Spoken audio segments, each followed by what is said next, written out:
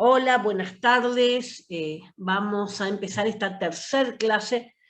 Recuerden que habíamos venido haciendo el tema de todos los conceptos. Esta es la tercera clase de conceptos, por eso les decía que eran las tres un poco más pesadas.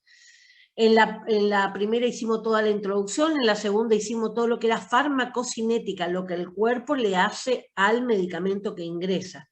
Y hoy vamos a ver al revés, ¿sí? O la otra etapa, sino que vamos a ver lo que el medicamento le va a hacer al cuerpo, o sea, el efecto, ¿sí? El efecto de los medicamentos.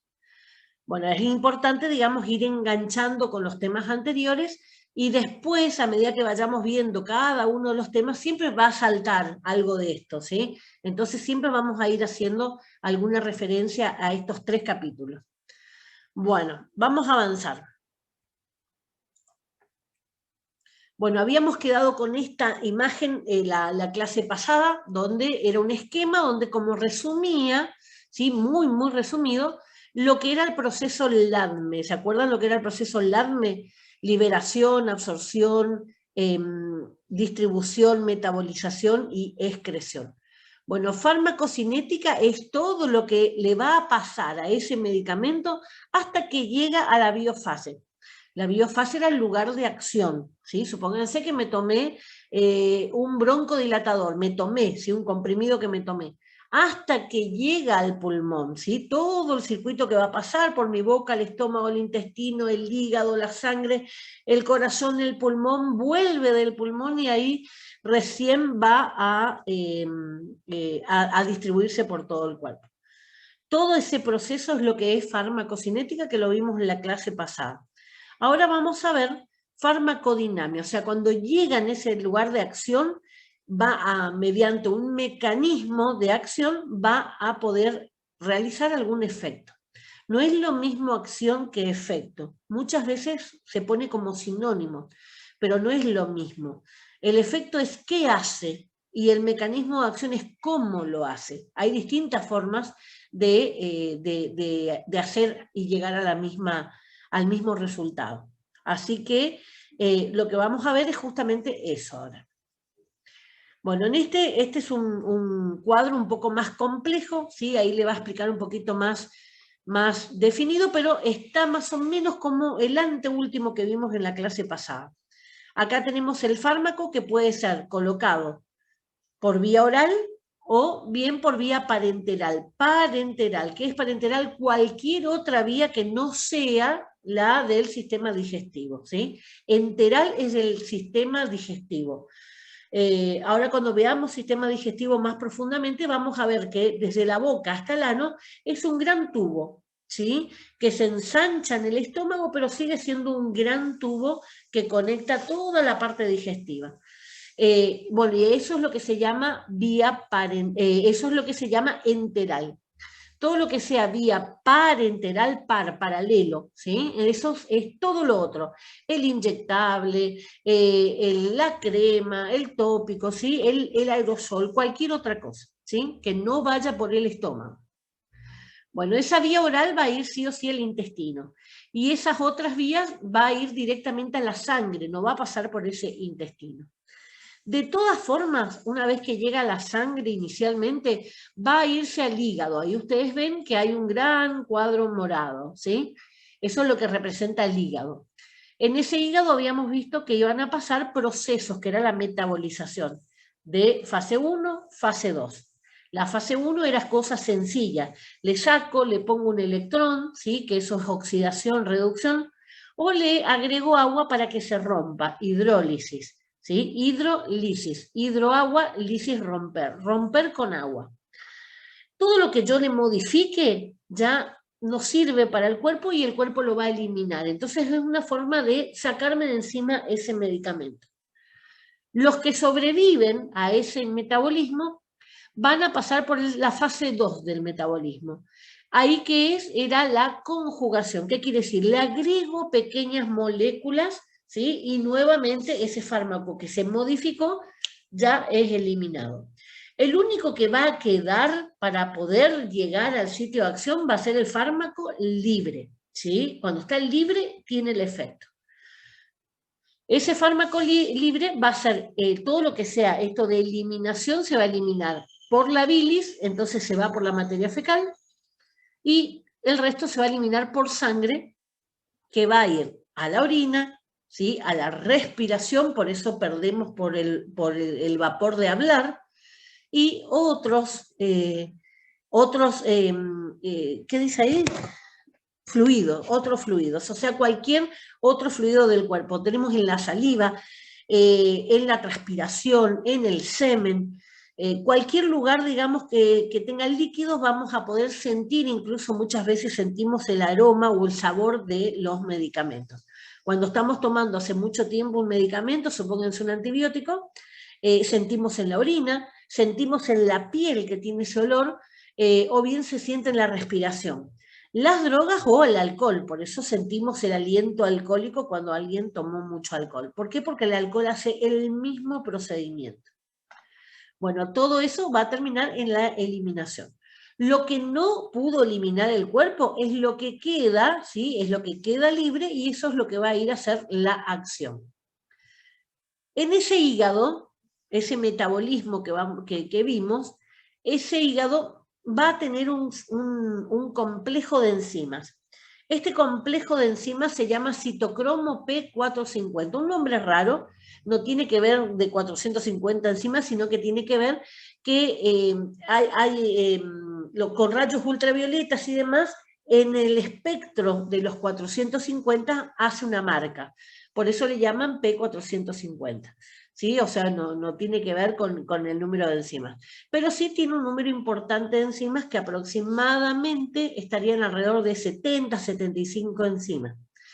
Este complejo lo tienen los mamíferos. Por eso la digestión de otro tipo de animal no mamífero es distinta. La vaca, por ejemplo, ¿sí? La vaca que es la vaca, perdón, es mamífero. Una serpiente, otro que no sea, digamos, mamífero, tiene mecanismos distintos, ¿sí?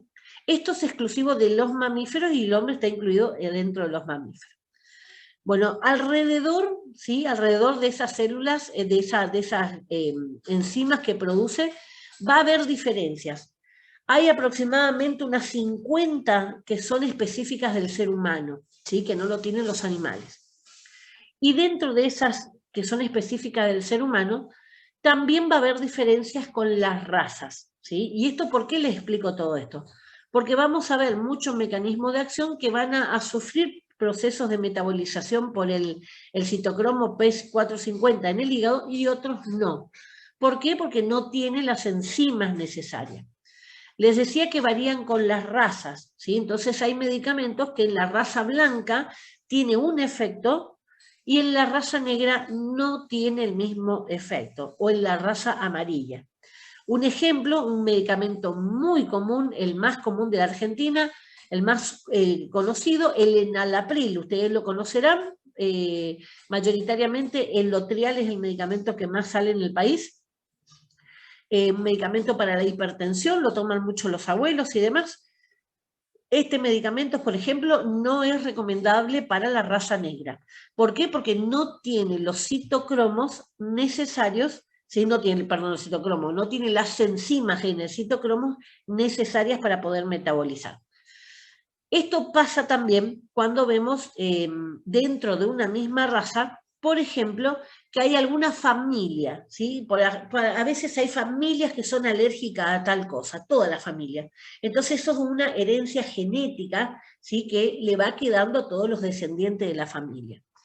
Y aparte de eso, también puede haber variación de cada uno de los individuos, ¿sí? Yo no metabolizo, por ejemplo, choclo. Yo no metabolizo, por ejemplo, tomate, ¿sí? Eso es porque en mi citocromo P450 no tengo las enzimas necesarias. Entonces, hay una amplia variedad. Entonces, los medicamentos no siempre van a tener el mismo efecto. Si le sirvió a mi vecina, no quiere decir que me sirva a mí, ¿sí? Eso es la explicación científica de por qué un mismo medicamento tiene efectos distintos en los distintos organismos. Y también ¿Por qué? Ustedes verán mucho por ahí en las redes sociales, los veterinarios ahora están compartiendo mucho, por qué la medicación de humano no se debe utilizar en los animales sin consultar. Porque hay muchos medicamentos humanos que a los animales, como a los perros, los gatos, le hacen mal, ¿sí? Por ahí suelen darle, bueno, diclofenac, ibuprofeno, le suelen dar, y eso es malísimo para el animal. ¿Por qué? Porque no tiene las enzimas necesarias en el citocromo P450. Bueno, mucho vamos a hablar de este citocromo, por eso le quería explicar qué era. Bueno, entonces ahí estaba justo la explicación abajo, que el espectro ultravioleta es lo que marca, digamos, a 450 nanómetros. Todo tiene que ver con lo que la parte no visible de la luz. ¿Sí? La luz tiene un espectro que va a medir distintas longitudes de onda. Esos son los 450 nanómetros que ustedes ven ahí. Bueno, este citocromo entonces es lo que va a mantener la homeostasis celular. ¿Qué quiere decir homeostasis? El equilibrio, ¿sí? El equilibrio. Recuerden que si estaba más concentrado de un lado que del otro, ¿qué pasaba? Pasaba la ósmosis, ¿sí? Pasaba la difusión simple, siempre va a pasar de una membrana, a través de una membrana, alguna de las drogas o alguna de las sustancias. Así que esto lo vamos encadenando con la clase pasada. Recuerden, la clase pasada vimos todos los mecanismos para atravesar las membranas. Así que bueno, con esto bastante presente lo vamos a ir viendo qué es la farmacodinamia. La farmacodinamia justamente es lo que la droga le va a hacer al cuerpo. Al contrario de farmacocinética, que era lo que el cuerpo le hace a la droga. Siempre recuerden, cualquier medicamento, cualquier alimento que yo incorporo a mi cuerpo es algo extraño, así que mi cuerpo lo va a tratar de eliminar, siempre, ¿sí? Con todo, con cualquier cosa que yo introduzca en mi cuerpo lo va a tratar de eliminar. Es parte del sistema inmunitario también, ¿sí? Ese mecanismo de defensa de eliminar cualquier cosa rara. Bueno, la farmacodinamia es la rama de la farmacología que estudia el mecanismo de acción de los fármacos y sus efectos en el organismo. Los fármacos modifican las funciones fisiológicas, aumentando, disminuyendo o inhibiendo los mecanismos fisiológicos existentes, pero nunca originan nuevas funciones. O sea que nunca un fármaco me va a poder dar una función que mi cuerpo no tiene. Por ejemplo, un diurético. Un diurético no es que me va a crear un riñón si yo no tengo un riñón, ¿sí? Lo que hace es que el riñón trabaje más, ¿sí? Se acelere más, aumente la velocidad. Que aumente la velocidad, quiere decir. Ahí está. Vamos a ver lo que es la diferencia entre acción y efecto. Esto es importante, esto es de examen. La acción de un fármaco es el proceso que se produce por la unión del fármaco a un receptor determinado, que genera un efecto farmacológico, que es el cambio fisiológico que se produce como consecuencia de la acción farmacológica. Entonces, el efecto es la respuesta del organismo a la acción del fármaco. Entonces, por ejemplo, efecto y acción. La acción es lo que cómo hago, y el efecto es el resultado que tuve. Si yo les digo cuál es el mecanismo de acción, por ejemplo, del ibuprofeno, ¿sí? Para bajar la fiebre, por ejemplo. ¿Baja la fiebre directamente? No, lo que hace es estimular el centro regulador de la temperatura que está en el cerebro, y el cerebro es el que da la orden de bajar la temperatura. Entonces, la acción antitérmica que le ponen es mediante el cerebro, ¿sí?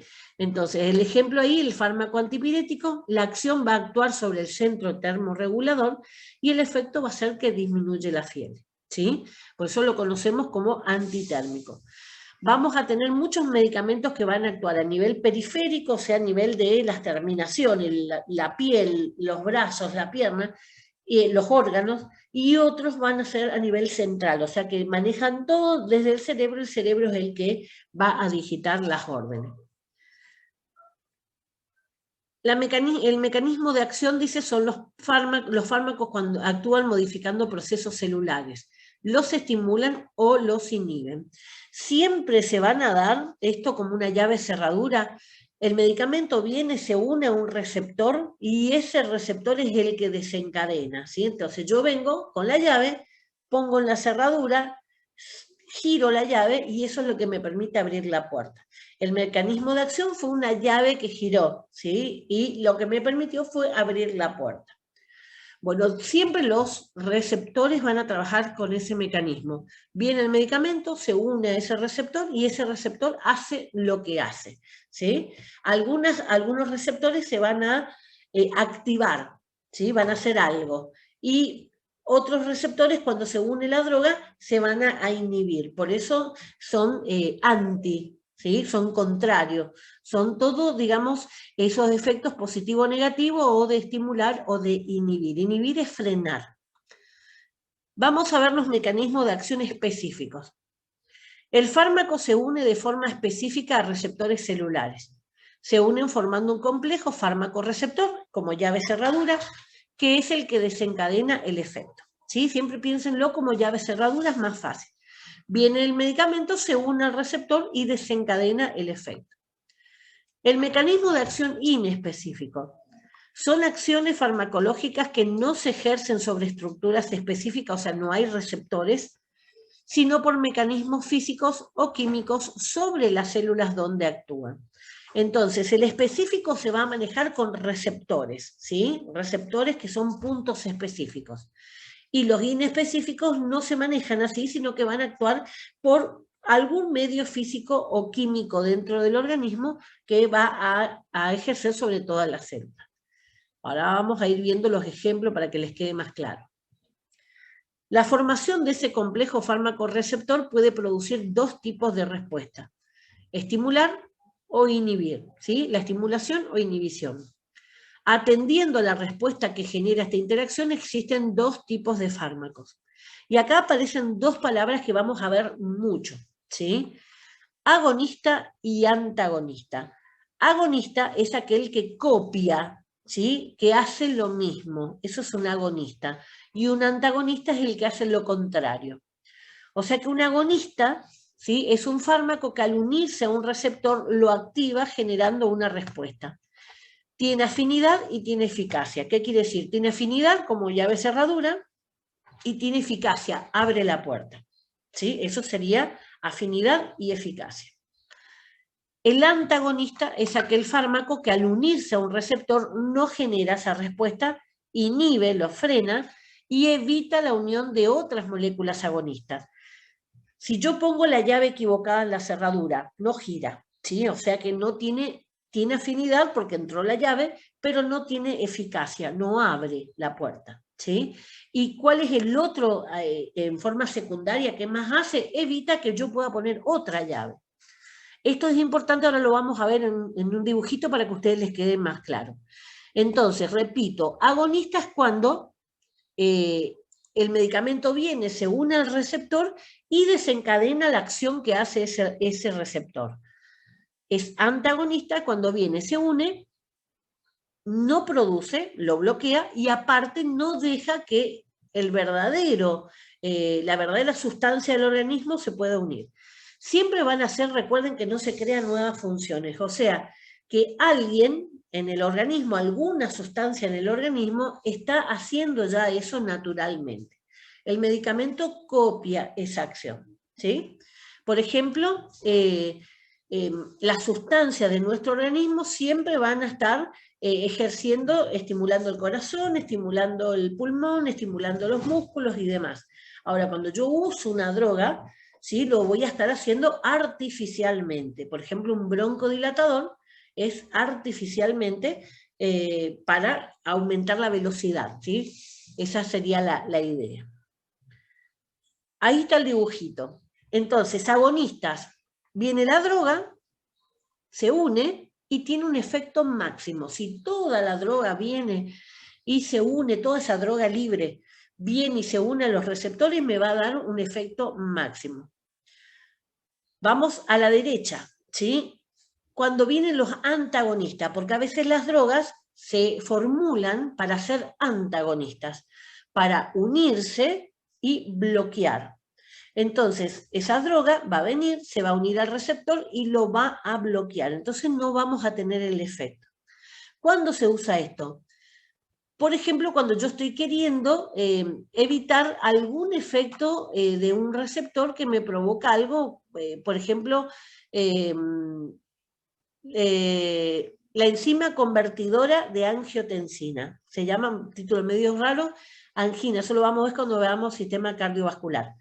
Pero enzima convertidora de angiotensina, el efecto que tiene esa enzima en el organismo es de estrechar los vasos sanguíneos, las arterias y las venas, ¿sí? Pero especialmente las arterias.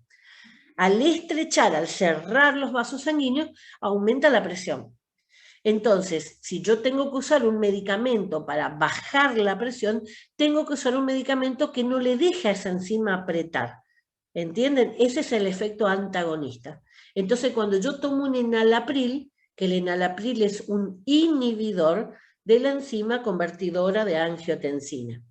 Yo tomo el enalapril, bloquea esa enzima, se une al receptor, como lo ven ahí en rojo, se une al receptor y no hay efecto. Por lo tanto, esa arteria se va a dilatar y va a permitir el flujo y va a bajar la presión. ¿Sí? Entonces, ese es el mecanismo de acción que tiene el enalapril, por ejemplo. ¿Sí? Actúa, inhibe la enzima convertidora de angiotensina. Esa es la acción. ¿Y cuál va a ser el efecto? Bajar la presión. ¿Se entiende eso? En el medio tenemos cuando compiten, ¿sí? Acá compiten dos, a ver quién llega primero. El que llega primero se apodera de ese receptor. Por eso ahí podemos tener, en algunos casos va a ganar el antagonista, en otros casos va a ganar el agonista, y entonces vamos a tener un efecto, pero va a ser un efecto mínimo, ¿sí? O sea, no va a ser el efecto máximo si solamente tuviera el agonista. Bueno, esto después lo miran bien, en todo caso, si quieren que lo vuelva a explicar, lo volvemos a explicar, ¿sí? Pero siempre piensen así, porque vamos a hablar mucho de las drogas y la definición de las drogas va a ser antagonista de los receptores D, agonista de los receptores mu, por ejemplo. ¿Sí? Entonces lo que necesitamos es tener bien claro que agonista copia la acción, ¿sí? Sea buena o mala, pero copia la acción que tiene. Y los antagonistas hacen lo contrario, ¿sí? Bueno, vamos a ir avanzando. Vamos a lo que son los efectos farmacológicos. Tenemos el efecto terapéutico. Dice, es el efecto primario, el deseado para ese fármaco, es el motivo de su indicación terapéutica, o sea, para lo que yo estoy tomando ese medicamento. En muchos casos, a veces el médico utiliza el efecto secundario que tiene una droga, porque también le puede llegar a servir. En el caso, por ejemplo, la aspirina. La aspirina es un medicamento, un AINE, antiinflamatorio, ¿sí? No esteroide. Eso es todo lo que significa la sigla AINE. Lo vamos a ver también más adelante. ¿Cuál es el efecto principal que tiene? Antiinflamatorio, ¿sí? Ese sería analgésico antiinflamatorio. Como efecto secundario, baja la fiebre, la aspirina, y como efecto secundario también lo que hace es diluir la sangre. Por eso los cardiólogos usan, ¿sí? Usan a la aspirina también para ayudarle a aquellos pacientes que tienen problema de coagulación de la sangre. Entonces, mantiene la sangre más líquida. Eso sería, digamos, el efecto secundario, cuando yo ocupo el efecto secundario de una droga. Bueno, vamos a ver el efecto indeseable que es, o sea, terapéutico el que yo estoy buscando entonces, ¿sí? Ese es el medicamento que yo quiero. El efecto indeseable es cualquier efecto no deseado que aparece con las dosis terapéuticas, efectos colaterales o efectos secundarios. ¿Qué quiere decir esto? Yo tomo, por ejemplo, un broncodilatador, tomo el broncodilatador o me coloco, ¿sí? Con el PAF, me coloco un broncodilatador, lo que yo quiero es que me dilate los bronquios para poder respirar. Ese es el efecto deseado. Ahora, tiene como efecto secundario o indeseable, en este caso va a ser indeseable, que también va a actuar sobre los receptores del corazón. Entonces, toda la medicación que es para el pulmón también actúa sobre el corazón y me puede provocar taquicardia, ¿sí? También va a actuar sobre el sistema nervioso, me puede dar temblores. O sea que esos son típicos efectos adversos que aparecen. Es muy común en aquellos pacientes, yo soy asmática, en aquellos pacientes que usamos broncodilatadores, por ejemplo el salbutamol, el efecto secundario común que tiene es justamente la taquicardia y los temblores de mano. ¿Por qué aparece? Porque se pasaron con la dosis, ¿sí? ¿Cómo se va? Se va solo. Con hacerle hablar al paciente que hable un rato, se elimina la droga por el vapor del aire, de la respiración, y eso va a dejar de temblar en unos minutos. Efecto placebo. Es un efecto que no tiene relación con la acción farmacológica. O sea que a veces cuando se está haciendo investigación, se hace investigación, se utilizan los placebos. Los placebos normalmente son almidón, ¿sí? Son cosas que no tiene la droga en sí. Y entonces se le da ese placebo a los que se está investigando para ver si psicológicamente no generan una respuesta. Entonces cuando aparece un efecto que no tiene absolutamente nada que ver, se habla de un efecto placebo, ¿sí? O sea que no está relacionado con la droga que está tomando. Bueno, así que digamos que puede ser que en esa persona puede ser que active algún tipo de mecanismo, pero se tiene que investigar.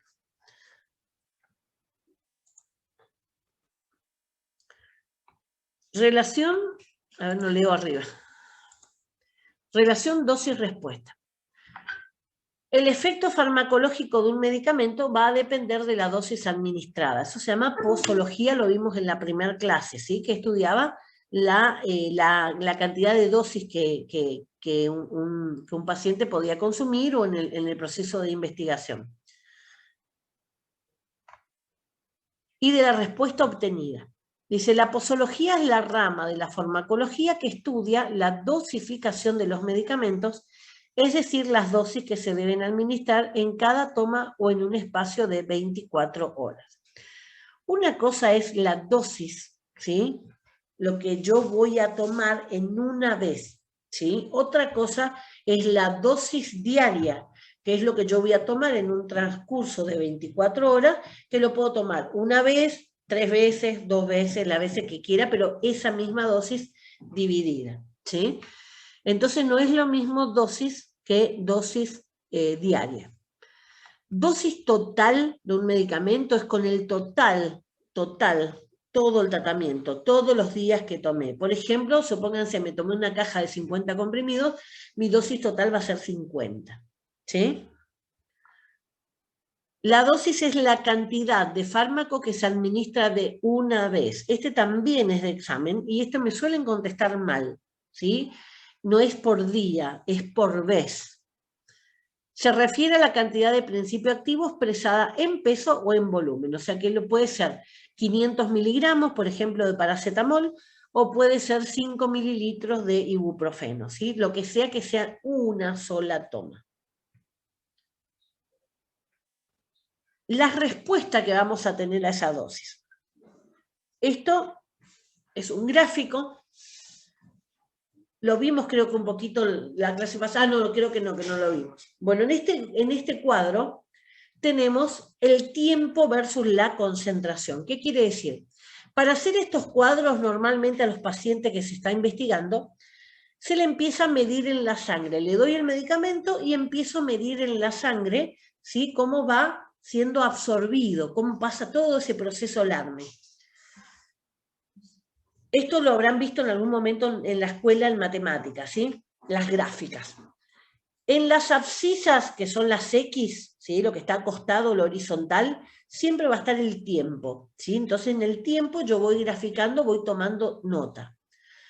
En las ordenadas, las Y, lo que está parado, ¿sí? Esos son la concentración. Entonces, ¿cómo yo sé que este ejemplo, por ejemplo, que está acá, es de un comprimido, ¿sí? Un comprimido, o puede ser también, puede ser algo, una vía oral, o puede ser una vía muscular, intramuscular, endovenoso, porque parte del cero. Si ustedes ven la gráfica, parte desde el punto cero, la unión de las dos, ¿sí? De las abscisas y las ordenadas.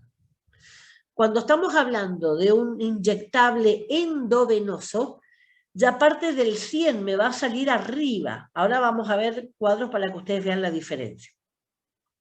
Bueno, ¿qué voy a ir midiendo? Va a ir midiendo en el tiempo, supónganse, a los 10 minutos, a la hora, ¿sí? Se va tomando siempre en un tiempo regular, o sea, siempre en la misma distancia de tiempo, y voy a ir marcando qué concentración voy detectando en esa sangre. Va a llegar un punto en que va a ser un pico, ¿sí? Un pico máximo, y de ahí va a empezar a bajar. Todo el proceso, mientras que la línea va subiendo, es porque la absorción es mayor, ¿sí? Es mayor la absorción, entonces va subiendo. Cuando llega un pico, se equilibró la absorción con la eliminación. Y cuando empieza a bajar, es porque es mayor la cantidad que se va eliminando. Recuerden que a medida que voy absorbiendo, también voy eliminando, así que por eso siempre va a ser uno que me va a estar tirando más. Si viene el pico ese más cerca del punto cero, o sea, más cerca de las ordenadas, quiere decir que tiene una absorción rápida. Si el pico me hace más lejos del punto cero, quiere decir que tiene una absorción más lenta, pero una eliminación más rápida. Esto se puede ver, digamos, cuando uno compara un medicamento con otro, o cuando compara de la misma droga dos marcas distintas. Bueno, acá yo les marco varios tipos de dosis, ¿sí? Fíjense, van a encontrar ahí líneas punteadas horizontales. La primera línea que ustedes encuentran, ¿sí? Dice, concentración, ¿qué dice?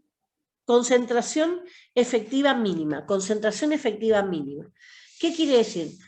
A partir de ese momento, lo mínimo que necesito para que empiece a tener efecto va a ser en ese punto, ¿sí? Va a subir y va a llegar hasta un punto tóxico, hasta un punto máximo, digamos, que ahí empieza a bajar. Ese punto, concentración más arriba, ustedes ven la última raya que dice concentración tóxica mínima, o sea, lo mínimo que necesito, o concentración máxima terapéutica, también lo pueden encontrar. O sea, entre lo mínimo que necesito y lo máximo que me tolera el cuerpo, eso se llama ventana terapéutica. Ahora hay otra imagen para que ustedes lo puedan ver bien, ¿sí? Acá, en este margen, es donde tiene que moverse la concentración del medicamento en mi organismo. Si queda por debajo, es ineficaz, no me hace el efecto.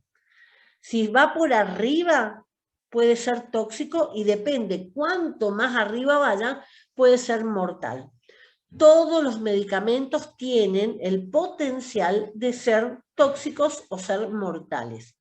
Hay algunos medicamentos que con 2 pastillas me maté, ¿sí? Y hay otros que voy a necesitar tomar cajas y cajas, pero todos tienen ese potencial para llegar a la dosis tóxica y a la dosis mortal. O sea que en este cuadro ustedes pueden ver que dependiendo la dosis, esa dosis puede ser ineficaz, que no me alcanza para nada, puede ser mínima, donde empieza a aparecer los efectos, puede llegar a un punto máximo, ahí entre la mínima y la máxima es donde tiene que estar lo ideal. Fuera de eso, más arriba de eso, si yo sigo aumentando la dosis, puedo llegar a tóxica y puedo llegar a mortal. Esto, digamos, es como para definir los distintos tipos de dosis. Le decía que todos tienen la potencialidad de ser tóxicos. ¿El agua puede ser tóxica? Sí, el agua puede ser tóxica. Tomada en demasiada cantidad también me puede matar, ¿sí? O sea, siempre tiene que haber un equilibrio. Hay unas competencias en Estados Unidos que era quien tomaba mayor cantidad de líquido. Bueno, les decía que hay unas competencias en Estados Unidos donde compiten, digamos, quién toma mayor cantidad de agua sin ir al baño, o sea, sin orinar. Se han producido incluso muertes, ¿sí? En esta competencia, por eso estaban con el tema de suspenderla, justamente porque al mantener la gran cantidad de líquido en mi organismo, me va a faltar lo que se llama electrolitos, que quiere decir el sodio, el potasio, las cosas que necesito, y uno de los órganos que más se ve afectado va a ser justamente el corazón, ¿sí? Y tienen fallas cardíacas. No puede, digamos, hacer la parte eléctrica del corazón como para activar de la contracción. Así que fíjense, hasta el agua puede ser tóxica cuando no se toma en forma debida. Así que lo pueden buscar en Google, van a encontrar las competencias, quién toma más agua en Estados Unidos. Se toman 7 litros de agua en promedio y obviamente eso sin orinar genera esos problemas. Bueno, vamos a ir viendo otros gráficos. Acá tienen la misma estructura, tiempo versus concentración. Ahí tenemos la roja. La roja es una intravenosa, o sea, colocado directamente en la vena. Fíjense de dónde arranca, no arranca del punto cero, arranca de arriba. ¿Por qué? Porque ya tiene de entrada 100% de la concentración en la sangre.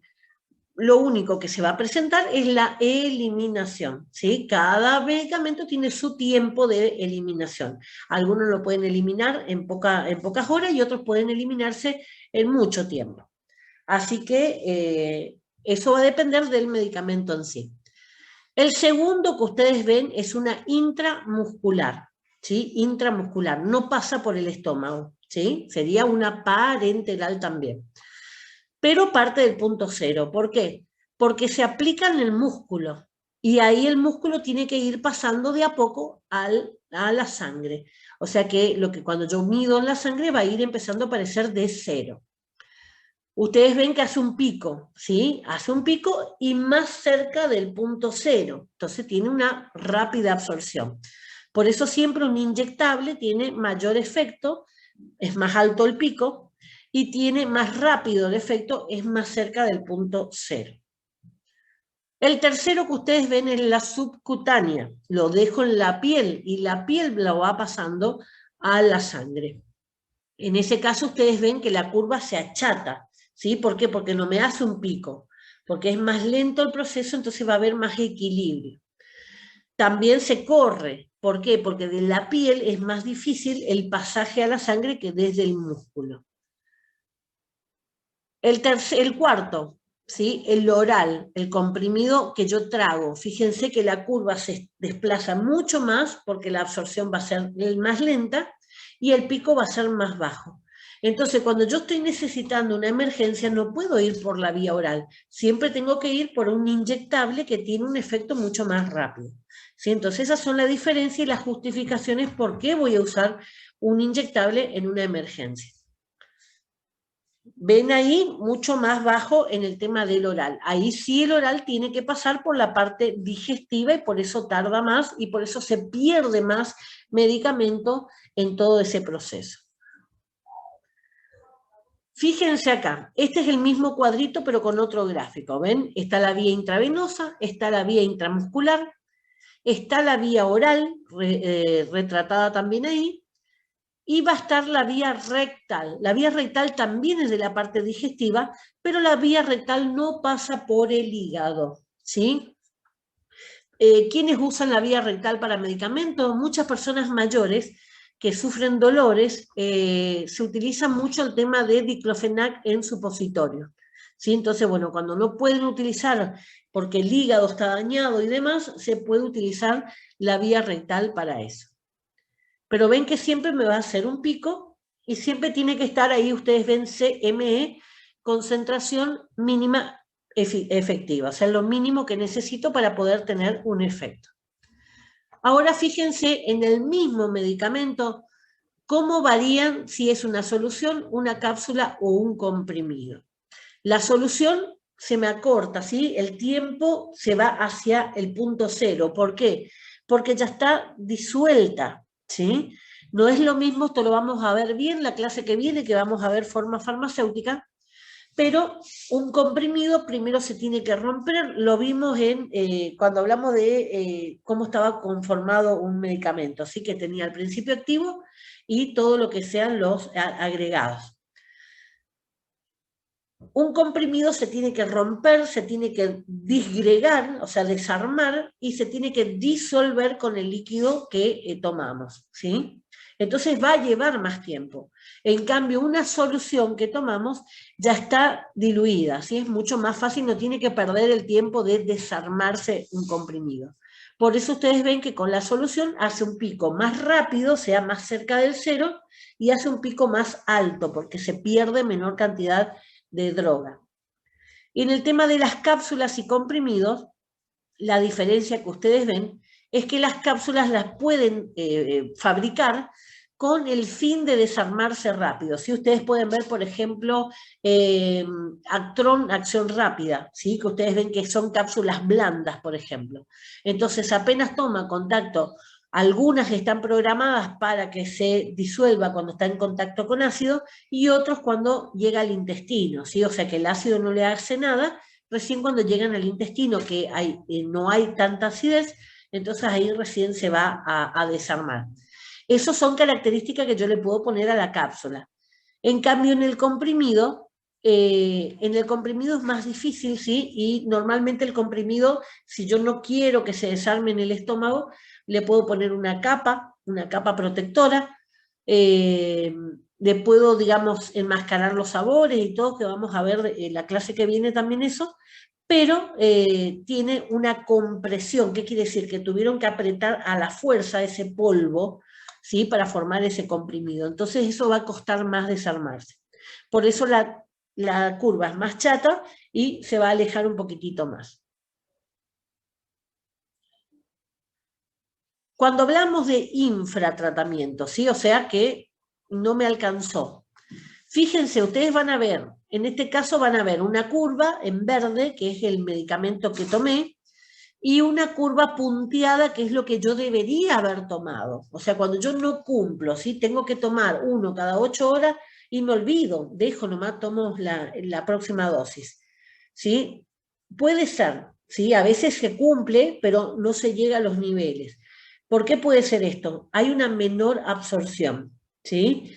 O hay una mayor eliminación. ¿Cuándo se dan esto? Una menor absorción, por ejemplo, yo tenía que tomar el medicamento antes de la comida y me olvidé, así que tomo junto con la comida. La comida va a intervenir, ¿sí? Ya no va a ser lo mismo la absorción. Incluso hay muchos medicamentos que se pierden con eso. Así que me va a alterar. Ahora, supónganse que tomé bien, ¿sí? Cumplí todas las pautas, pero estoy con colitis. El medicamento no queda el tiempo suficiente en el intestino. Entonces hay una mayor eliminación. Cual sea el motivo, ¿sí? Cual sea el motivo que yo no cumplo o que yo tengo alguna dificultad, ¿sí? Alguna enfermedad que hace que no se pueda absorber, me va a dar este tipo de curva, que es un efecto que no llega al deseado, ¿sí? Eso sería un infratratamiento, bajo, más bajo del tratamiento que yo necesito. Si estamos hablando de un antibiótico, no me voy a curar nunca, ¿se entiende? La bacteria va a estar vivita y coleando. ¿Por qué? Porque no llega a las concentraciones que necesita. Si estoy hablando de un antihipertensivo, tuve una crisis de hipertensión y puede ser que esté en terapia intensiva. Si estamos hablando de un analgésico, me sigue doliendo, ¿sí? Eso es un infratratamiento. No llega a la cantidad mínima que yo necesito para que sea eficaz. Ahí se fue para el otro lado. Vamos al sobretratamiento. Me pasé, ¿sí? Muchas personas dicen, bueno, me tomo doble comprimido, entonces me curo más rápido. Mi papá decía eso. Bueno, ¿qué pasa con esto? O tengo una mayor absorción, ¿sí? O tengo una menor eliminación, que también puede ser, entonces se acumula más en el cuerpo. Esto pasa con muchos medicamentos cuando el paciente tiene problemas renales. Como no fabrica orina suficiente, no elimina, se concentra el medicamento en el cuerpo y eso hace que aumente los niveles, ¿sí? Al aumentar los niveles, corremos el riesgo de llegar a la zona tóxica. Así que eso es un sobretratamiento, ¿sí? Me va a dar una mayor intensidad, puede llegar a niveles tóxicos, ¿sí? Y el efecto se va a dar, pero me va a aparecer seguramente algún efecto adverso relacionado con esa dosis tan alta. Por ejemplo, me pasé con el antihipertensivo. Tenía presión alta a la mañana, me tomé 2 pastillas por la duda, a la tarde estoy desmayada en mi cama porque me dio baja presión, ¿sí? Hipotensión, baja. Me dio baja presión o estaba caminando y me desmayé, me dio un shock por baja presión. ¿Se entiende? Entonces, cuando yo sobrepaso los niveles, es donde pueden aparecer los efectos adversos más graves. En la administración y dosificación de medicamentos hay que tener en cuenta los siguientes tiempos. Hay imagen también de eso. Periodo de latencia. ¿Qué es el periodo de latencia? Desde que yo tomé el medicamento hasta que empieza a hacer el efecto, ¿sí? Normalmente tomamos un analgésico, ¿qué decimos? 20 minutos y te tiene que pasar. Ese es el periodo de latencia. Va a estar haciendo todo el proceso LADME y a medida que vaya recibiendo la sangre esa droga, va a empezar a tener el efecto. Entonces, latencia es el tiempo el tiempo que transcurre entre la administración del medicamento y la aparición del efecto, ¿sí? O sea, cuando llega la concentración mínima efectiva. El intervalo de administración, cada cuánto, por eso había toda una clase, ¿sí?, dentro de lo que es la farmacología, que estudiaba esto, ¿sí?, estudiaba las dosis, para determinar justamente cada cuántas horas tengo que tomar un medicamento.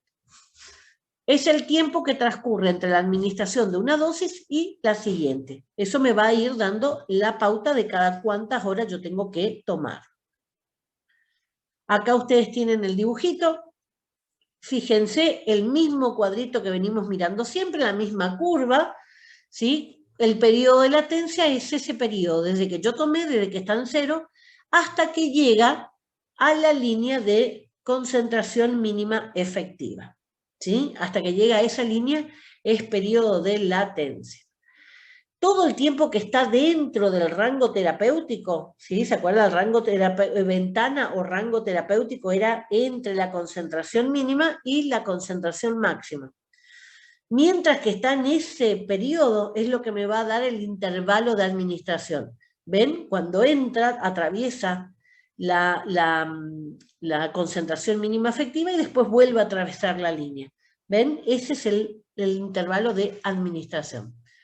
Y la ventana terapéutica, les puse acá, le agregué para que a ustedes les quede más claro, es entre esas 2 concentraciones. La mínima que necesito para que tenga el efecto y la máxima que no tengo que pasar porque empiezan a aparecer los efectos tóxicos. Acá les puse estos ejemplos son de distintos tipos de insulina. Ustedes habrán escuchado, no sé si trabajan con insulina en su farmacia, ustedes no están trabajando, perdón. Si tienen algún pariente que use insulina, no sé si tienen. Si tienen, van a escuchar, ¿sí?, que se habla de las correctivas, las NPH, las de larga duración, ¿sí? Cuanto más pura sea la insulina, más natural, que no tenga ningún agregado, va a ser más rápida, ¿sí? Va a estar dentro de lo que es este primer grupo, donde está la curva amarilla, ¿sí?, de acción rápida. Cuando yo la quiero hacer un poco más lenta, le voy a ir agregando cosas a esa insulina para hacerla más lenta. Por eso se va achatando y se va alargando. Ahora, ¿cuándo yo voy a usar esto? Si estoy en una crisis, necesito acción rápida, ¿sí?, o correctiva, le suelen decir también.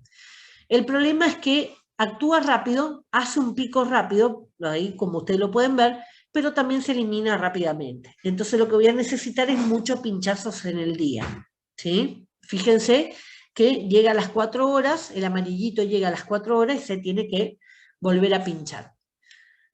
A medida que yo lo voy alargando, ¿qué me permite? Estar más estable y necesitar menos pinchazos. Fíjense las de acción ultralenta, la última, el moradito, ustedes ven que tarda más en empezar la acción, pero también va a durar muchas horas, ¿sí? O sea, me permite pasar todo el día con un solo inyectable, incluso más de un día. El problema es cuándo yo puedo usar una y cuándo puedo usar la otra. Normalmente la correctiva se usa cuando mi nivel de azúcar sube y baja, ¿sí? Sube y baja. esto es malo, ¿sí? Tengo que tratar de usar lo menos posible este tipo de insulina. Lo que tengo que hacer es mantener mi nivel de azúcar en sangre más equilibrado para que me sirvan estos de larga duración, ¿sí? Ahora, ¿cómo llegamos a ese equilibrio? Bueno, es difícil. Cada paciente tiene que poner de su parte también. Tenía una paciente que le encantaban las tortas de chocolate, así que ella se comía la porción de torta de chocolate en el centro y se aplicaba una dosis de acción correctiva. O sea, de terror. Eso no se tiene que hacer, pero bueno, una persona mayor que era difícil de convencerle que no tenía que hacer. Pero cuando estamos hablando de pacientes que son jóvenes y son diabéticos, lo más adecuado es justamente mantener una dieta equilibrada, mantener ejercicios, mantener ese nivel de azúcar que no fluctúe grande, sino que tenga pequeñas fluctuaciones que yo lo pueda corregir fácilmente. Bueno, vamos a ver entonces qué son las reacciones adversas a los medicamentos, las RAM. Una reacción adversa a los medicamentos es todo efecto nocivo que un medicamento ocasiona, que no es deseado por el médico que lo prescribió y que se presenta en pacientes que lo han recibido en dosis administradas con fines terapéuticos, profilácticos o diagnósticos. ¿Qué quiere decir esto? Es un efecto que yo no estoy esperando, ¿sí? Pero que se me da, a mí particularmente, dentro de lo que es la dosis normal, ¿sí? No dosis tóxica. Si yo me quiero matar, cualquier medicamento me va a generar una reacción adversa. Tiene que ser dentro de lo que son las dosis normales, ¿sí? Las dosis utilizadas con esos fines terapéuticos, esos fines para sanar a una persona. Así que esas reacciones adversas medicamentosas, la sigla es RAM, es cualquier otro efecto no esperado, no buscado, que aparece cuando yo lo estoy usando normalmente, ¿sí? Esta es otra definición de la misma, ¿sí? Cualquier respuesta a un medicamento que sea nociva y no intencionada y que tenga lugar a dosis que se apliquen normalmente en el ser humano para la profilaxis, el diagnóstico o el tratamiento de enfermedades o para la restauración, corrección o modificación de funciones fisiológicas. Es lo mismo, significa lo mismo, o sea que reacciones no esperadas que me aparezcan a mí, ¿sí? Cuando yo estoy usando dosis terapéuticas normales. Según la Organización Mundial de la Salud, la RAM es cualquier reacción nociva, no intencionada, vieron que siempre repiten lo mismo, no es la intención matarse, que aparece a dosis normalmente usadas en el ser humano para profilaxis, diagnóstico o tratamiento o para modificar funciones fisiológicas. Modificar funciones fisiológicas, por ejemplo, un diurético, ¿sí? O sea, orinar orinamos todos, pero el que toma diurético orina más. Eso es modificar funciones fisiológicas. Bueno, ¿qué ejemplo le puedo dar con respecto a esto? La vacuna. Vieron que la vacuna, algunos se aplica, le deja de cama con dolor muscular, le duele la cabeza, otros no tienen ningún efecto, ¿sí? Ustedes pueden ver que un mismo medicamento que se está usando para la profilaxis, en este caso, generan las personas distintas reacciones. ¿Por qué va a ser esto? Por el citocromo P450 que tiene esa persona, por el sistema inmunológico que tiene que actuar en el caso de las vacunas, eso lo vamos a ver cuando veamos la clase de vacunación. O sea, varía un cuerpo del otro. Por eso, en esta etapa donde todavía las vacunas no son muy conocidas y las vacunas recién se están probando, es importante que se notifiquen aquellos efectos adversos que aparecen. Ustedes, si prestaron atención en esta pandemia, fueron alertando sobre los nuevos síntomas que podían indicar la aparición de coronavirus. Primero era dolor de cabeza, ¿sí? Después pasaron a pérdida de olfato, van así agregando, digamos, situaciones en las que uno, a medida que ellos van informando, los pacientes van informando, me pasa esto, me pasa esto otro, los científicos pueden ir detectando cuáles son esos efectos adversos que aparecen. Hasta que apareció acá en la Argentina, por ejemplo, el año pasado, era muy raro la pérdida de olfato, pero acá en Argentina hubo muchos pacientes con pérdida de olfato. Entonces, ese de muy rara aparición pasó a ser de un síntoma normal, ¿sí? Depende de la cantidad de gente con la que se está estudiando. ¿Qué es una interacción? Las interacciones son modificaciones del efecto de un fármaco debido a la administración simultánea de otro fármaco, de una planta medicinal, un alimento o una bebida. ¿Sí? Este tipo de interacciones los tenemos mucho. ¿Por qué? Porque tomamos más de un medicamento. Si ustedes prestan atención a la caja de medicamentos de los abuelos, seguramente están tomando un promedio de 4 a 6 comprimidos distintos por día. También usamos mucho yuyo en nuestra zona, ¿sí? Tomamos muchísimo mate con yuyo, té con yuyo, ¿sí? Distintos tipos. Y también va a variar por la alimentación variada que nosotros tenemos. Acá en Misiones particularmente, ustedes ven que acá tenemos un crisol de raza, que es crisol una mezcla de razas. Tenemos todas las colectividades y las colectividades tienen comidas características o una alimentación característica. No es lo mismo la comida japonesa que la comida alemana, ¿sí? Entonces hay variación también en cuanto a los efectos que esos medicamentos van a sufrir con esos alimentos. Bueno, sí, con las bebidas que tomemos, no es lo mismo tomar un medicamento con agua que tomar con mate. La gente toma mucho medicamento con mate. Ese es uno de los puntos que tenemos que aclarar. ¿Por qué? Porque lo que más altera un medicamento es la temperatura. Si yo tomo un medicamento con agua caliente, lo estoy destrozando antes de mano, ¿sí? Entonces, posiblemente no llegue a tener el efecto que necesito. O sea, siempre cuando voy a tomar un medicamento, en lo posible, agua natural o fría, el frío no le altera, el calor es el que le va a alterar. Bueno, estas interacciones se pueden dar durante estos dos procesos, ¿sí? Durante la farmacocinética, o sea, en alguno de esos momentos del ADME, por ejemplo, como con un alimento que no le permite que ese medicamento se absorba, por ejemplo, y en la fase de farmacodinamia, o sea, un alimento que interacciona, ¿sí? Compite a lo mejor junto con el receptor. Les doy ejemplos de eso como para que ustedes puedan imaginarse. Los pacientes que tienen hipotiroidismo, ¿sí? La tiroides es una glándula que está acá en el cuello, la base del cuello. Bueno, tienen que tomar levotiroxina, que es la hormona, ¿sí? Para reemplazarle la que ella no produce. Bueno, siempre la indicación es tomar, me levanto, tomo el comprimido y espero por lo menos media hora antes de desayunar. ¿Para qué? Para que el cuerpo lo pueda absorber. Ahora, en ese desayuno no tiene que haber cereales. Si yo como cereales, que sería un alimento, el cereal absorbe esa medicación y la va a eliminar. ¿Sí? No le da tiempo a que el intestino lo pueda absorber. Así que eso arrastra el medicamento y se pierde.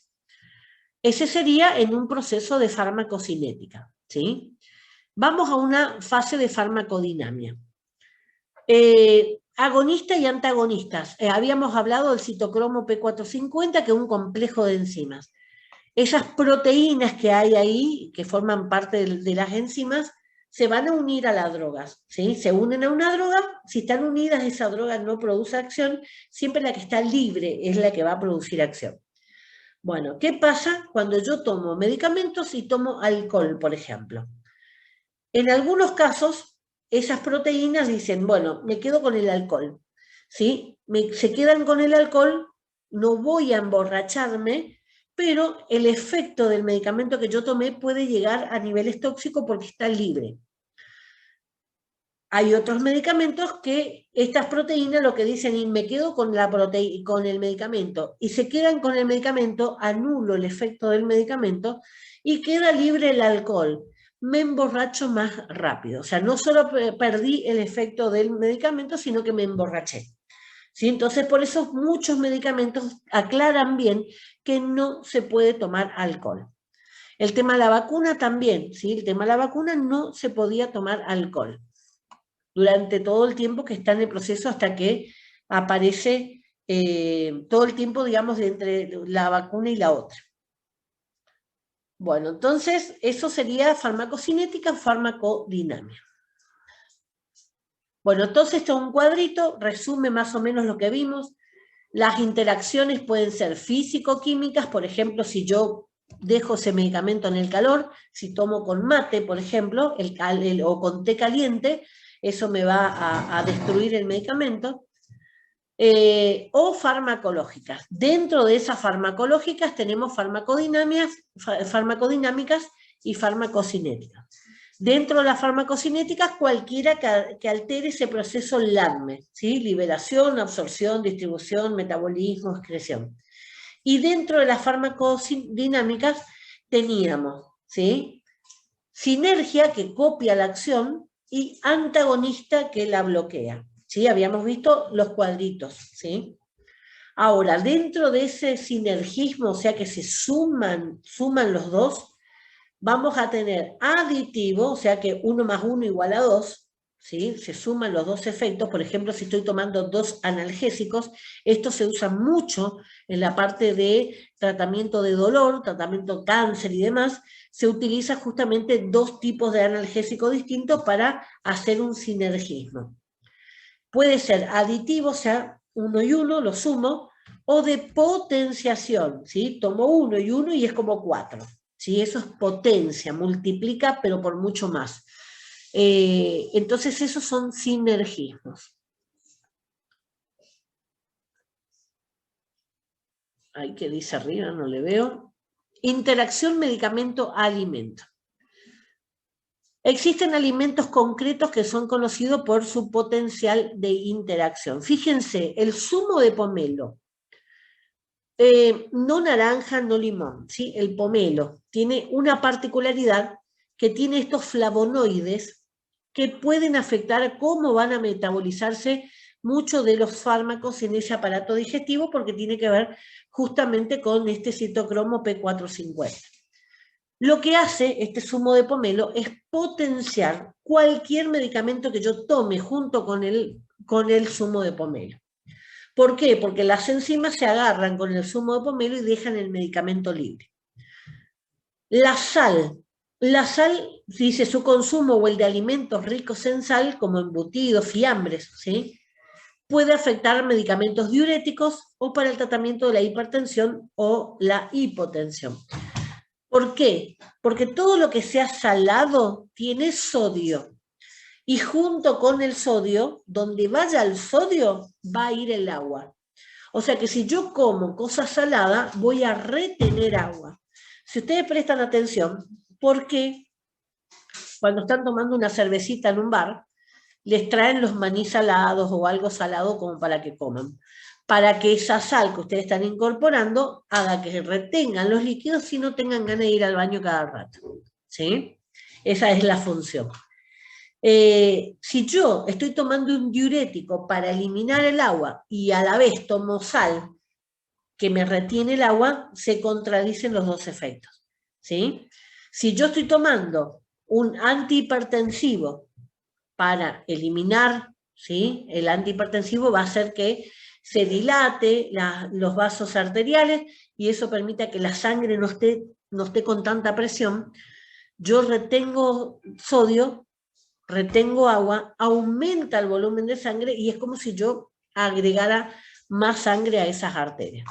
Así que aumenta lógicamente la presión. Entonces lo que yo consumo, y por eso siempre se da como indicación, los pacientes que tienen hipertensión, el primer detalle es dejar la sal, ¿sí? O reducir la sal al mínimo si no pueden dejar la sal del todo.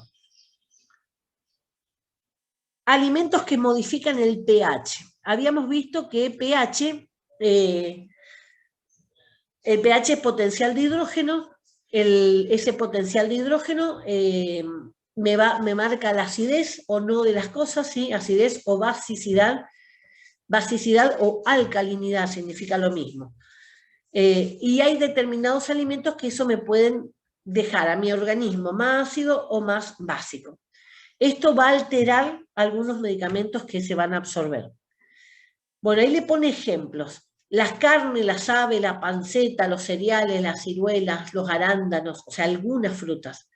Los frutos secos, huevo, maíz, lenteja, pescado, marisco y los quesos son alimentos que acidifican el pH. Mientras que la leche, las frutas, excepto las dos que están arriba, almendras, castañas, coco, verdura, legumbres, excepto la lenteja que también está arriba, son alimentos alcalinos, o sea que hacen que se quede la sangre más alcalina. Todos ellos pueden afectar la absorción de los medicamentos, ¿sí? O sea, tanto para un lado como para el otro. Cada vez veo más algunos dentistas, antes de hacer alguna operación que tengan que abrir las encías, que le piden a los pacientes que alcalinicen, ¿sí? su sangre unos 5 días antes, ¿sí? O sea que empezar a comer este tipo de frutas que me van a hacer alcalinos, ¿sí? Dicen que cicatriza mejor la herida, digamos, bucal cuando está alcalinizada. Pero digamos que ninguno de los dos extremos va a ser bueno, ¿sí? Porque hay medicamentos que se van a absorber y otros que no se van a absorber. La leche y productos ricos en calcio pueden tener un efecto muy importante en los tratamientos con algunos antibióticos. Pero fíjense, en este caso, los medicamentos que interaccionan con la leche muchas veces se le da a chicos, y los chicos la mayoría toman leche. Hay algunos que no toman leche. O sea que también habría que tener en cuenta la edad del paciente. Alimentos ricos en vitamina K, vegetales como el brócoli, coliflor, col de Bruselas, espinacas, nabos, pueden tener importantes efectos sobre algunos medicamentos anticoagulantes como la warfarina o el azenocumarol, es otro anticoagulante. Yo tomo anticoagulantes, tomé muchos años azenocumarol, y justamente no se llegaba a un nivel, nunca me podía mantener la dosis en esa ventana terapéutica. Entonces, bueno, empezó a ver, ya me estaba dando dosis bastante grandes de comprimido, entonces me empezó a preguntar qué comía yo. Entonces, ¿qué sacó? Me sacó todo lo que tenía vitamina K. Me sacó banana, me sacó repollo, sí, que no está acá en la lista, me sacó bebidas gaseosas blancas, Sprite, 7-Up, que tienen un agregado de potasio, y lo que sea potasio, en mi caso, es malo. ¿Por qué? Porque me coagula la sangre, ¿sí? En otras personas es bueno, ¿sí? Porque le ayuda con las contracciones musculares. Ustedes vieron que siempre los deportistas comen banana y demás. Así que va a depender siempre de las patologías que tengan las personas. Otros productos como el aguacate o el ajo en grandes cantidades también pueden producir efectos en los medicamentos anticoagulantes. O sea, también van a tener algunos que los potencian y otros que los inhiben. Alimentos ricos en tiramina, la vitamina B1. Por ejemplo, los quesos fermentados, o sea, como el queso azul, ¿sí? O el Roquefort.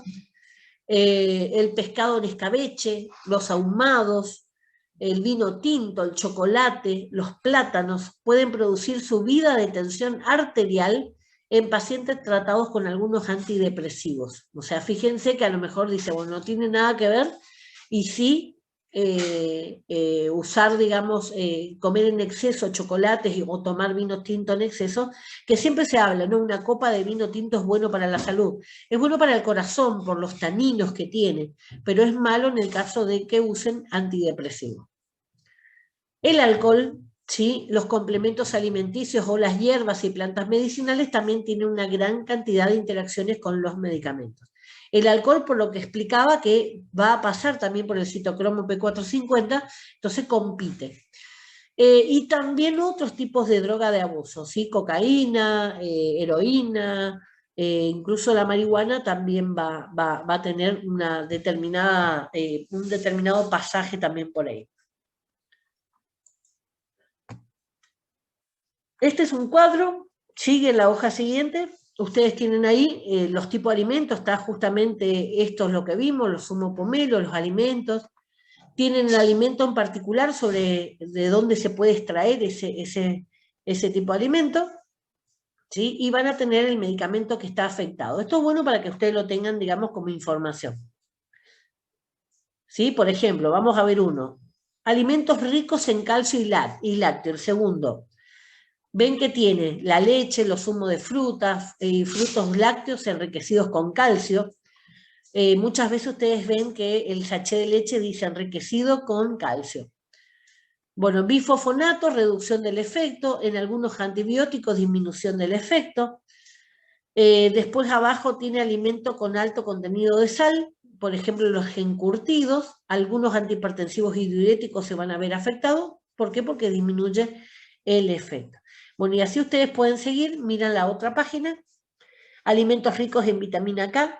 Acá está, esto era lo que es para darles los ejemplos. Alimentos acidificantes, o sea que hacen el pH ácido. Las carnes, las aves, el bacon, o sea, el de jamón, ¿cómo se llama? No me sale, bacon se llama, pero no me acuerdo cómo es el otro nombre que le conocemos acá. Cereales, ciruelas, arándanos, frutos secos, huevo, maíz, lenteja, pescado, marisco y quesos, con el ácido acetil salicílico y con algunos barbitúricos. Dentro de los barbitúricos están los ansiolíticos, ¿sí? Van a disminuir la absorción.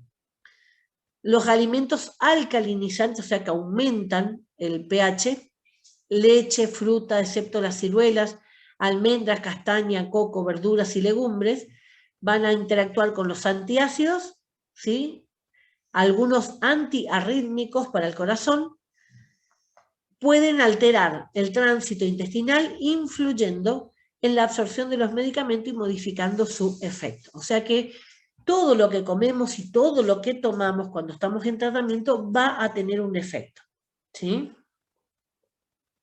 Bueno, bien abajo tienen el alcohol, altera todos los medicamentos, por eso dice medicamento en general, disminución o aumento del efecto, hasta llegar a efectos tóxicos. Porque depende si las enzimas del citocromo se encargan del medicamento o se encargan del alcohol. Bueno, acá hay otras plantas, ¿sí? que figuran el nombre científico, el nombre como lo conocemos, y también el tema de la interacción principalmente que tienen. Fíjense, el ajo, súper común, es un antiagregante, o sea, afecta a los antiagregantes plaquetarios. O sea, ¿qué va a hacer? Va a favorecer la coagulación. Bueno, espino blanco, no sé si conocen, el ginkgo biloba usan muchísimo, sobre todo las mujeres que quieren adelgazar, también va a afectar a los antiagregantes plaquetarios. Antiagregantes son para licuar la sangre, ¿sí? Entonces, interacciona con eso, le va a modificar.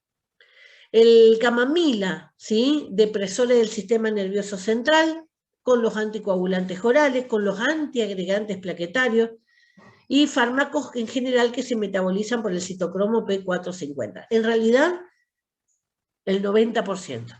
¿Sí? O sea, del 90% de todos los medicamentos van a pasar por ese citocromo P450. Y los famosos té de camomila, ¿sí? Como le decimos acá, camomila, son bastante comunes, ¿sí? En estos de los que les gusta tomar té saborizado. El mate actúa también con los depresores del sistema nervioso central y con los antihipertensivos, o sea, van a interaccionar. ¿Qué quiere decir? Depresores del sistema nervioso central. Si yo me necesito tranquilizar, ¿sí? Y tomo mate, el mate me estimula, ¿sí? Hace el efecto contrario. Por eso tomamos mate para... Bueno, fíjense ahí que hablamos del mate, que también interacciona con el tema de los antidepresivos, porque el mate es estimulante. También con los antihipertensivos, ¿por qué? Porque tomo mucha cantidad de agua en el mate, ¿sí? Entonces eso aumenta el volumen de sangre, aumenta la presión arterial. Después más abajo tienen pasiflora, que también se usa bastante acá en la región. Soja, se usa mucho el tema de la soja, sobre todo en los jugos y demás. Fíjense que también van a interaccionar con las hormonas tiroides. El té, ¿quién no toma té? ¿Sí? También fíjense cómo afecta a los antiagregantes plaquetarios, al hierro, la absorción del hierro, a los depresores del sistema nervioso. El tilo, ¿sí? La uña de gato, la valeriana, son todos tés que suelen usarse mucho en las casas. Porque a veces piensan, no, es una planta, es inofensiva. No, no es inofensiva. Piensen que los medicamentos, la mayoría se saca de las plantas. Bueno, vamos a ver ahí lo que habíamos visto en ese gráfico cuando hablaba de sinergismo de suma o sinergismo de potenciación. Sinergismo cuando dos colaboran para lo mismo. Bueno, esperen un segundito. Yo soy súper alérgica. Bueno, vamos a las interacciones farmacológicas.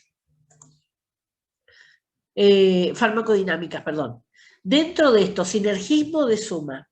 El ejemplo, gentamicina, tobramicina y cefalotina. Son 3 antibióticos que cuando yo los sumo a los 3, el efecto es que aumentan los efectos adversos. ¿Cuáles van a ser los efectos adversos y posibles efectos tóxicos en el riñón? Nefrotoxicidad, nefros de riñón. De potenciación, trimetoprima más sulfametoxazol. Esto es tan común, ¿sí? Se usa hace tantos años que esto ustedes lo van a encontrar a estas 2 drogas juntas en una combinación fija que se llama cotrimoxazol, ¿sí? También es un nombre de droga, pero suma a estas 2. La actividad antimicrobiana es superior a la suma de ambos por separado, ¿sí? Por eso se utiliza hace muchos años. El cotrimoxazol es un medicamento que se usaba mucho en mi época. Después fueron reemplazados por las famosas amoxicilina, la acitromicina, ¿sí? En los niños, pero que ahora se está volviendo a ver que los pediatras que no encuentran solución con la amoxicilina, con la acitromicina, porque ya el cuerpo está acostumbrado, entonces están recurriendo en muchos casos a este cotrimoxazol, que en este caso sí, el cuerpo no está acostumbrado y tiene mejores efectos. Y en el antagonismo, lo contrario, los anticoagulantes orales y la vitamina K, ya saben que son contrarios, va a disminuir el efecto del anticoagulante. O sea que si yo tomo o como cosas que tienen vitamina K, el efecto de mi anticoagulante va a disminuir. Vamos a lo que es la farmacovigilancia. La farmacovigilancia, una vez que un medicamento es aprobado y es por la autoridad sanitaria y empieza a comercializarse, todo el tiempo que ese medicamento está en el mercado va a recibir este proceso de farmacovigilancia o fase 4, también se lo suele llamar. La farmacovigilancia es la actividad de la salud pública destinada a la identificación, cuantificación, o sea, contar cuántos, evaluación y prevención de los riesgos asociados a los medicamentos una vez que son comercializados, o sea, que están en el mercado. Permite el seguimiento de los posibles efectos adversos de los medicamentos. Esto ustedes lo vieron todo este tiempo de pandemia, todo el tiempo que se estuvo diciendo los efectos adversos, ¿sí? Y que se va sumando o restando la información. Todo esto es farmacovigilancia. O sea, cada vez que ustedes dicen, me dio dolor de cabeza, me dio esto, tengo chuchos, ¿sí? Cuando se informa, nosotros acá en Misiones tenemos el Alegra, que es esa aplicación para informar los síntomas. Todos esos datos van recabándose, van juntándose, y eso forma parte de lo que es la farmacovigilancia, ¿sí? Más informal porque es un caso de pandemia, pero también existe en forma estable la farmacovigilancia de cualquier medicamento que está en el mercado, y hay unas fichas, ¿sí? Unas hojas de notificación, son anónimas, así que uno puede informar. Bueno, yo la única vez que utilicé una hoja de notificación lo hice por el acenocumarol que yo tomaba, porque dentro de los efectos adversos que decía rara vez aparece alopecia. Alopecia es caída de cabello. Bueno, a mí me caía muchísimo el cabello. Entonces hice una hoja de notificación, informé mi enfermedad, todo lo que tenía y el efecto que me producía el acenocumarol. Se ve que en ese proceso fuimos varios los que notificamos, lo que sí pude comprobar que después en el prospecto empezó a aparecer, decía frecuentemente, o sea que más de uno habremos informado la caída de cabello. Para eso sirve la farmacovigilancia, porque cuando se prueba un medicamento, lo prueban en un grupo de personas, ¿sí? Y encima ese grupo de personas tiene que ser sana. cuando se empieza a usar en el mercado común, empiezan a usar personas que tenemos otras enfermedades, que usamos otros medicamentos, ¿sí? Que comemos distinto, que tomamos distinto, entonces obviamente van a aparecer nuevos efectos adversos. Eso hace la farmacovigilancia. Vigilar al medicamento todo el tiempo que sea comercializado. Si encuentra algo que es peligroso, lo retira. El último medicamento que se retiró así por alarma, que verdaderamente fue una pérdida, fue un medicamento que era un antiinflamatorio que no generaba acidez en el estómago. Era fantástico para aquellos que usan en forma permanente antiinflamatorios y analgésicos, era fantástico. El problema fue que empezó a aparecer problemas cardíacos. Así que cuando notificaron varios problemas cardíacos, lo retiraron del mercado porque en la balanza riesgo-beneficio no valía la pena el riesgo cardíaco por calmar un dolor. Así que hay otras formas, ¿sí? Se lo sacó. Y esto de farmacovigilancia, siempre me gusta contarle las historias porque por ahí a veces uno recuerda más las historias que otra cosa. En la farmacovigilancia surge a nivel internacional en la década del 60.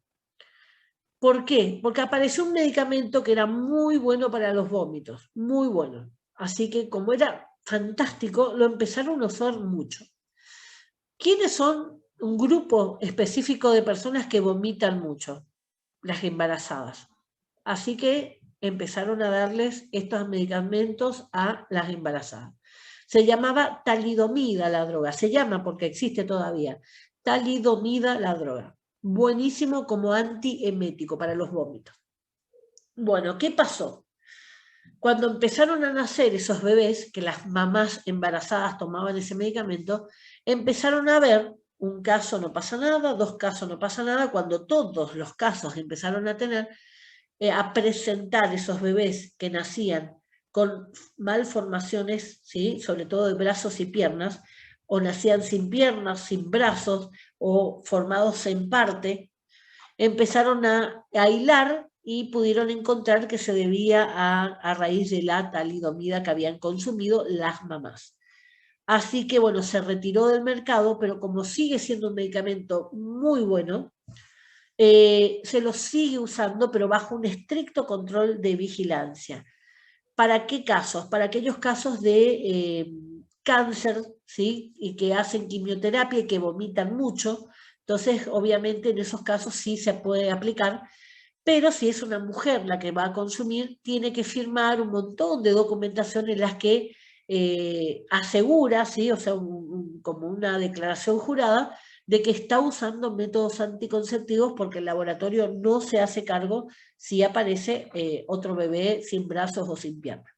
Así que eso fue lo que motivó la necesidad, ¿sí? Lo que dijo la Organización Mundial de la Salud, fue justamente que había que crear un mecanismo para vigilar justamente estos efectos adversos y poder salvaguardar la salud de la población.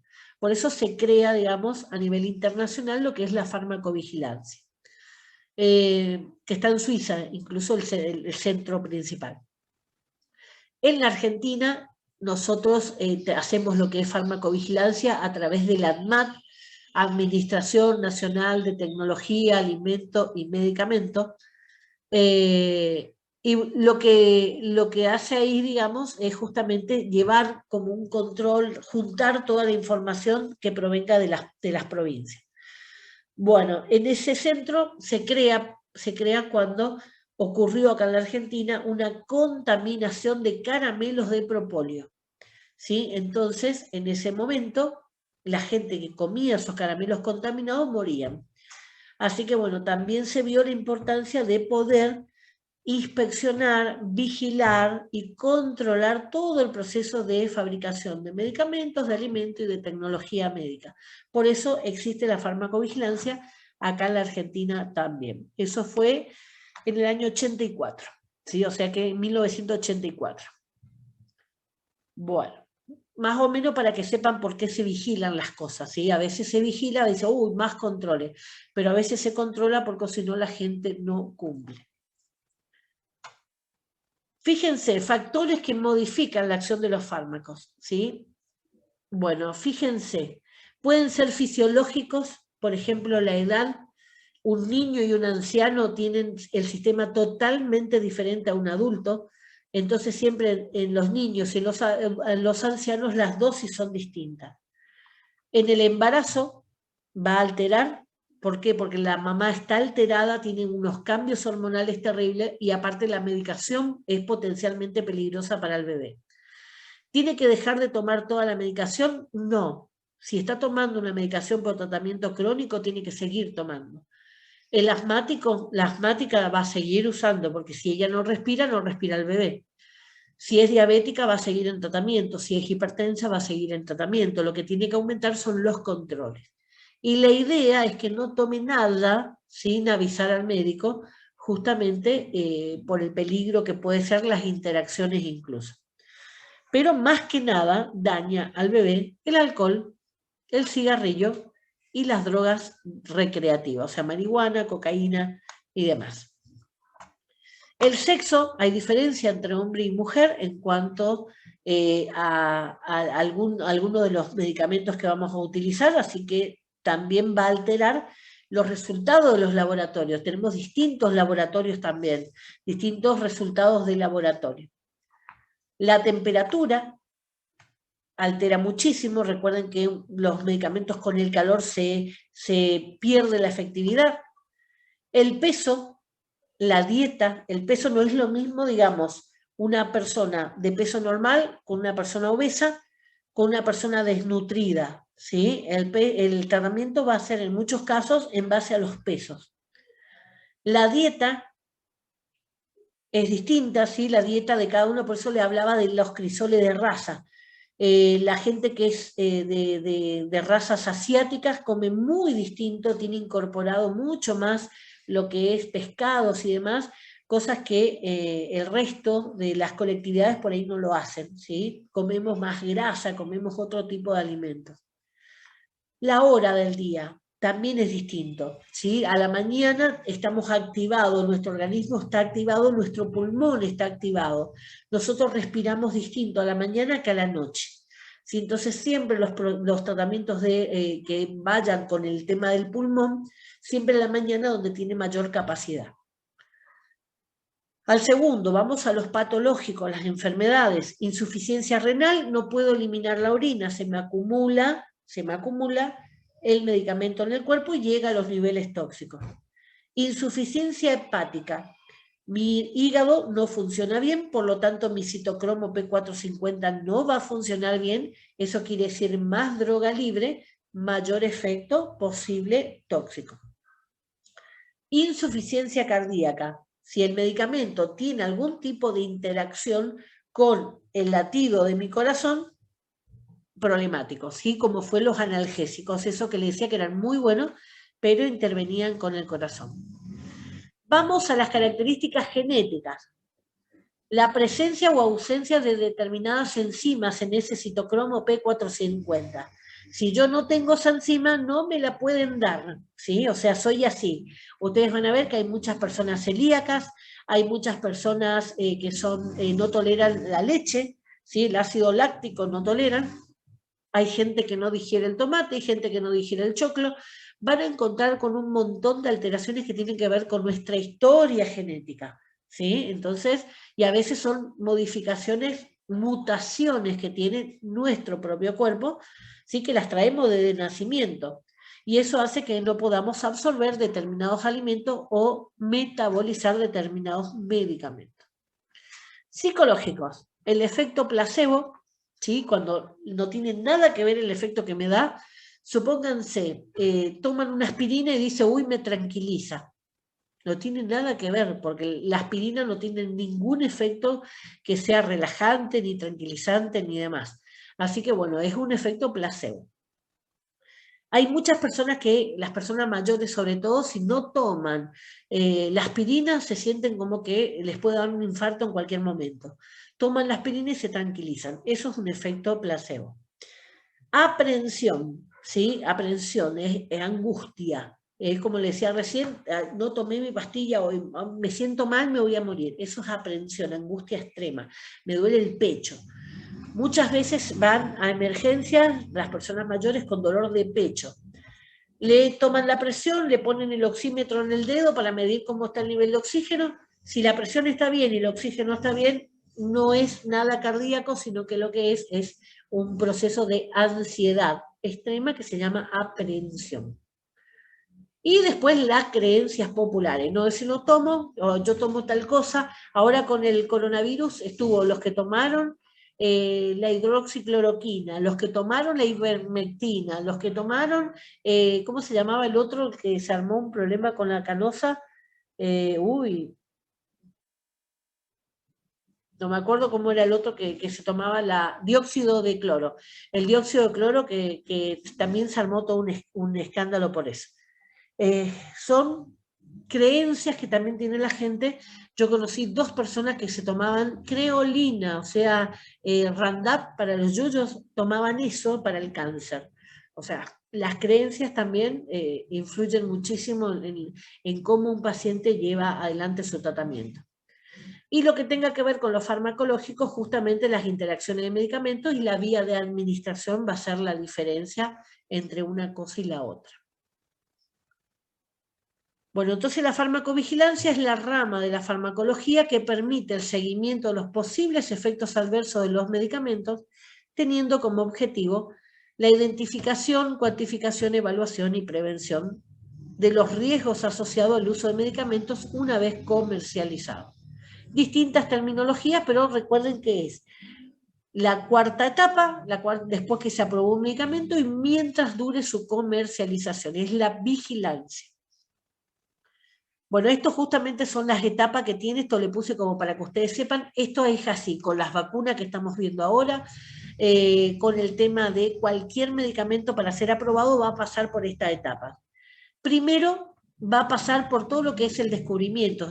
Normalmente en los laboratorios se empieza investigando 5.000 sustancias distintas. En alguna de esas, bueno, ven alguna diferencia, en esta podemos avanzar y van a avanzar. En ese caso, todo lo que sea avanzar implica estudios en animales, ¿sí? Que ahí, bueno, surge todo un problema, un dilema ético con el tema de los animales, pero si no se probaran en los animales, tendríamos que probar en el ser humano de entrada. Normalmente van a buscar que no aparezca si, por ejemplo, la malformación, esto como la talidomida en un animal, por ejemplo. Una vez que pasa la fase animal, va a empezar lo que se conoce como fase clínica. En la fase clínica hay 3, 1, 2 y 3. En la fase clínica se hace con seres humanos. En estos seres humanos tienen que ser todos adultos, tienen que ser mayores de edad y le pagan, ¿sí? O sea, los contratan para eso. Le dan la medicación, van a formar parte de los distintos estudios. Ahora, el último estudio que me enteré que se está haciendo acá en la Argentina, aparte de las vacunas, se empezó de las vacunas para el coronavirus, se empezó ahora el estudio para la vacuna para el HIV. Fantástico. Si llegara a poder probarse que es eficaz la vacuna, está fantástico. Justamente fase 3 están por hacer acá en la Argentina. Bueno, estos fase 1, fase 2, fase 3, lo que van a ir haciendo es probando y viendo cuál es la mejor concentración, cuál es la mejor forma de ese medicamento, la vía de administración, van a ir probando distintas cosas. En la fase 3 van a probar contra un grupo, ¿sí? Al que le van a dar placebo. A un grupo le dan la medicación, al otro grupo le dan placebo. Entonces ahí miden realmente el efecto que tiene esa droga. Una vez que se pueda aprobar eso, va a ser aprobado por la autoridad sanitaria, con todos los requisitos que la autoridad sanitaria le pida, y eso una vez que se aprueba va a pasar a la comercialización. Esa es la comercialización y es donde empieza la fase 4, que es donde empieza la farmacovigilancia. O sea que ahí ustedes lo ven, farmacovigilancia bajo todo el tiempo que ese medicamento está en el mercado. Bueno, acá ustedes tienen, esta es una página,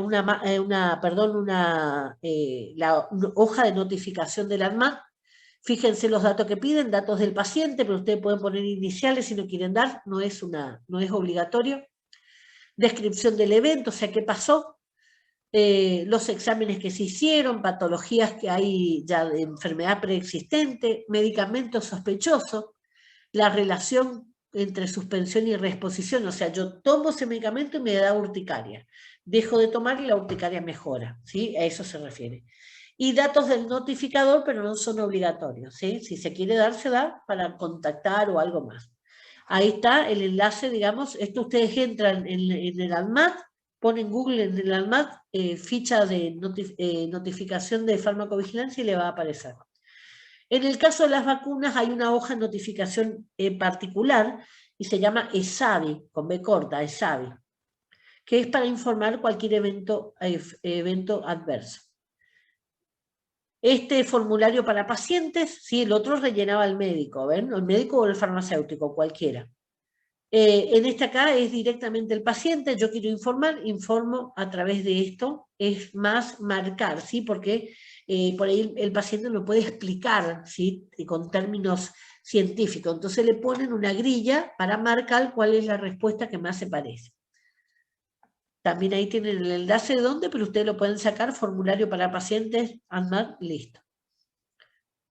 Bueno, si estamos preocupados por un síntoma que se cree que puede ser un efecto adverso, siempre tienen que seguir dos pasos. Revisar el prospecto, ¿sí? En los prospectos que viene dentro de las cajitas, los medicamentos, está toda la información necesaria de ese medicamento, supuestamente dirigido para el paciente. A veces tiene un vocabulario medio difícil, pero si no lo entienden lo que dice ahí, van con el prospecto y le piden a cualquier médico, cualquier farmacéutico o cualquier estudiante de farmacia o medicina que le va a explicar fácilmente. Ahí están todas las reacciones conocidas. A medida que se van notificando nuevas reacciones, se van a ir incorporando. Lo que me pasó a mí, ¿sí? Que primero decía muy rara vez la alopecia, la caída de pelo, y después decía frecuentemente. O hablar con alguien de confianza, un médico, un farmacéutico, informarle la duda. Muchas veces, por ejemplo, vienen pacientes que están usando broncodilatador y dice, me siento mal, tengo taquicardia, tiemblo, y cuando uno le pregunta si estuvo usando mucho el PAF o estuvo usando, antes se nebulizaba, si era más común nebulizarse, y a veces no tenían paciencia de contar las gotitas del salbutamol, mandaban un chorro. Y era eso, ¿sí? Eran efectos adversos que se iba. Uno le hacía hablar un ratito y enseguida se va. Obviamente tienen miedo. ¿Por qué? Porque le empieza a latir como loco el corazón y creen que se van a morir. Muchas veces entonces se puede tranquilizar a un paciente en base a que me cuente cuáles son los síntomas que tuvo. Bueno, ningún medicamento está libre de producir reacciones adversas, todos pueden ser, todos son potencialmente medicamentos tóxicos y todos pueden llegar a un punto a matarme, o sea, depende de la dosis, ¿sí? Hay medicamentos que voy a tener que tomar un montón para matarme, pero todos tienen ese efecto tóxico. Muchas reacciones adversas son poco comunes, en general la mayoría de las personas que utilizan un medicamento no experimentan ninguna reacción adversa. Incluso las reacciones adversas que se describen como comunes ocurren solo en un pequeño porcentaje de las personas que van a utilizar ese medicamento. ¿Por qué? Porque tenemos que mirar la población mundial, ¿sí? Miles de personas, miles de millones en realidad. Así que él siempre va a ser un pequeño porcentaje. ¿Qué tienen que reforzar de este tema? ¿Sí? Para que no se mareen con tantas cosas. ¿Qué es la farmacodinamia? ¿Qué relación hay entre acción y efecto de un medicamento? No es lo mismo, recuerden, el efecto es el resultado de la acción de un medicamento. ¿Cómo pueden ser los efectos? ¿Qué es una RAM? ¿Sí? ¿Y qué es la farmacovigilancia? Bien clarito estos conceptos.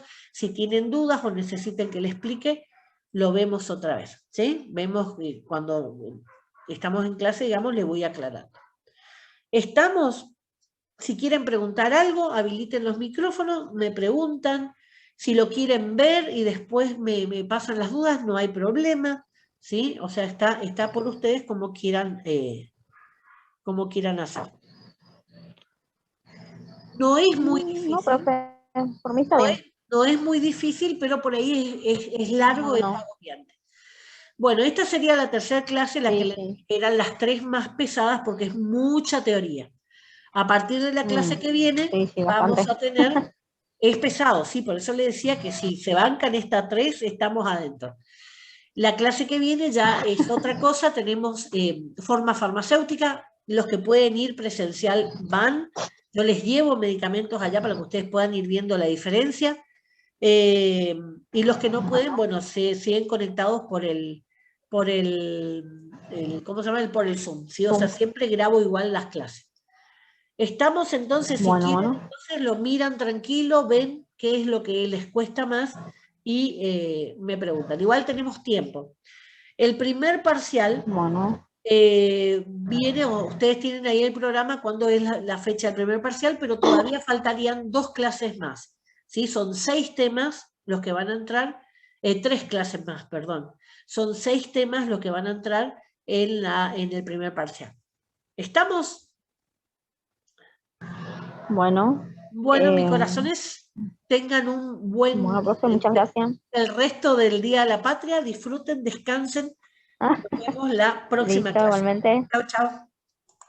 Bueno, bueno, chao.